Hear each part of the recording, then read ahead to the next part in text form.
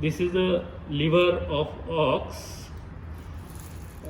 This liver, it is the largest gland in the body of animal, which is very thick, solid gland.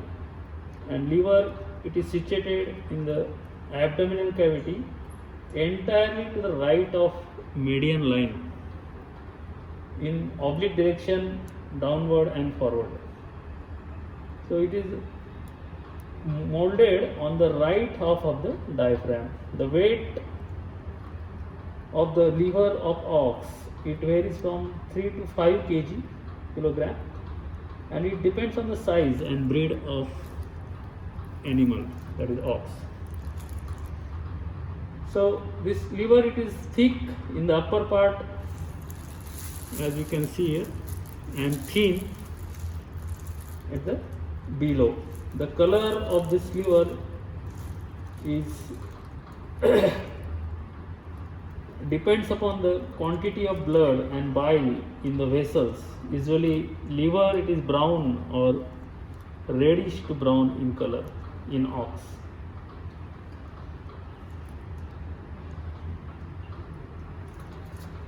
Then liver, it is present for description 2 surface and 4 borders. The 2 surfaces are parietal and visceral. So this surface is parietal and this surface is visceral. So parietal surface is also known as anterior surface.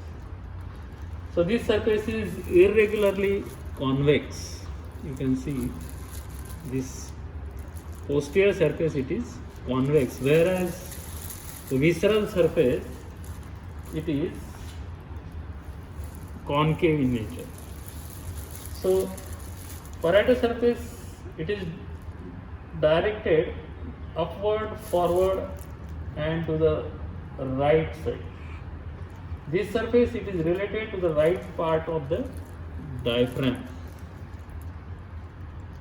The part of this surface is applied directly against the last 3 ribs and to small extent of the flank at the lumbocostal angle. So the falciform ligament, here you can see this falciform ligament here. This falciform ligament is also known as anterior ligament. It stretches from the esophageal notch. See, this is the esophageal notch. It stretches from the esophageal notch and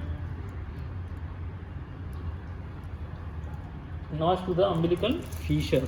So here umbilical fissure is there. So this falciform ligament, it is stretching on this parietal surface.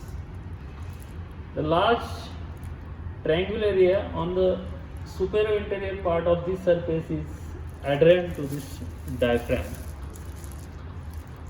So the posterior surface, or it is also known as visceral surface, is irregularly concave and it presents for description various impressions. Here you can see the largest impression. It is known as omasal impression because of the pressure from the omasum of the ruminant stomach.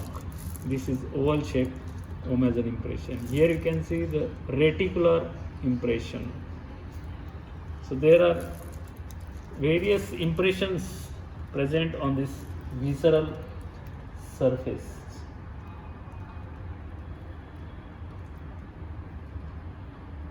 Now on this visceral surface, as the upper and narrower part of gallbladder here, it lies in contact with the surface, and an impression, it is left, may be found here.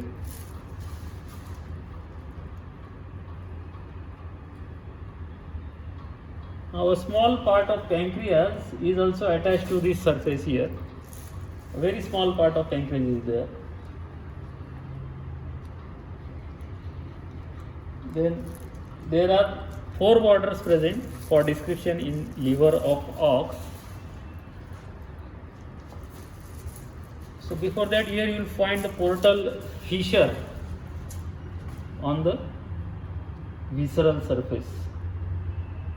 So this portal fissure, it transmits the portal vein, hepatic artery and hepatic plexus of the nerves into the liver. There also you will find the hepatic lymphatics and hepatic ducts from the liver. And besides, it also contains the hepatic lymph glands. So this is the portal fissure present on the visceral surface.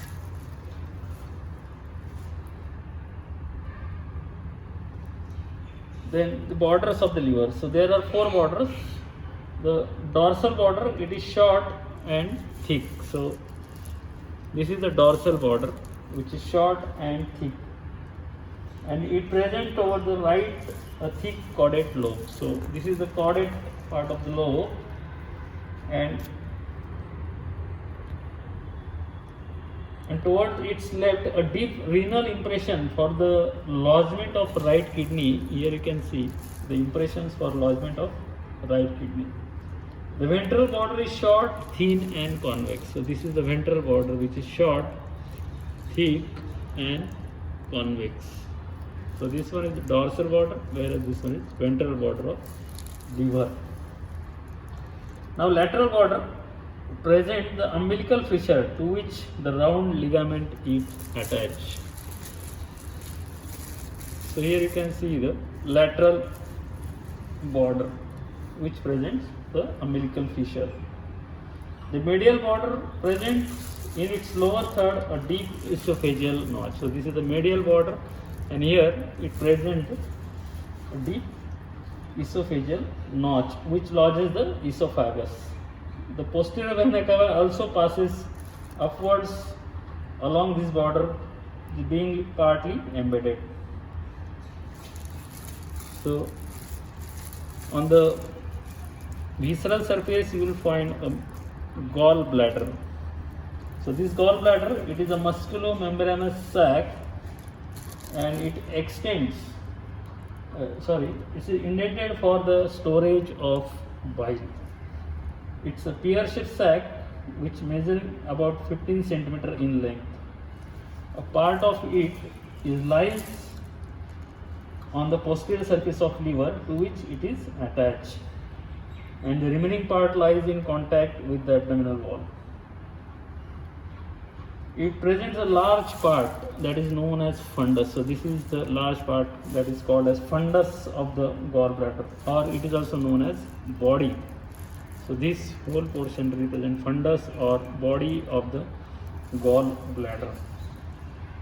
And there is a narrow part that is known as neck. So here is the narrow portion that is known as neck of the gallbladder. So neck is continued by the cystic duct, which is joined by the hepatic duct, and it emerging from the liver.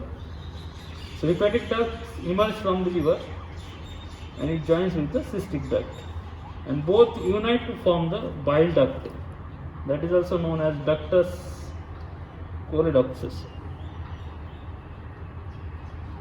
The bile duct then thus formed opens into the convexity of the second curve of duodenum about 0.8 meter from the pylorus and terminate on the summit of papilla in the duodenum.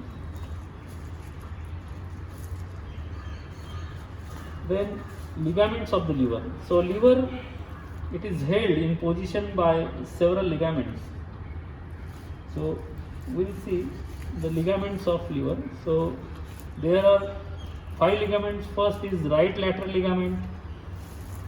So this right lateral ligament, it attaches the corresponding dorsal part of the liver to the posterior surface of the diaphragm. Then round ligament, it extends from and attaches the umbilical fissure to the umbilicus. It is the fetal vestige actually. Then lesser omentum. So this is lesser omentum, it extends from esophageal notch to the portal fissure, and it attached to the omasum, then pyloric end of the abomasum, and first part of the duodenum and pancreas. Then another ligament is anterior ligament, which is also known as falciform ligament. So this falciform ligament, it attaches the anterior surface of the liver below its middle to the tendinous center of diaphragm. And then The fifth ligament, that is known as caudate ligament. So this caudate ligament actually attaches the caudate lobe of the liver to the right kidney and right part of the pancreas and even to the posterior vena cava also. So this liver of ox, it receives two kinds of blood supply actually. One is functional and another is nutrient. So the functional blood is brought to the liver by portal vein here, and while the nutrient blood, it is supplied by the hepatic artery. So it receives the nerve supply from the hepatic plexus. Thank you.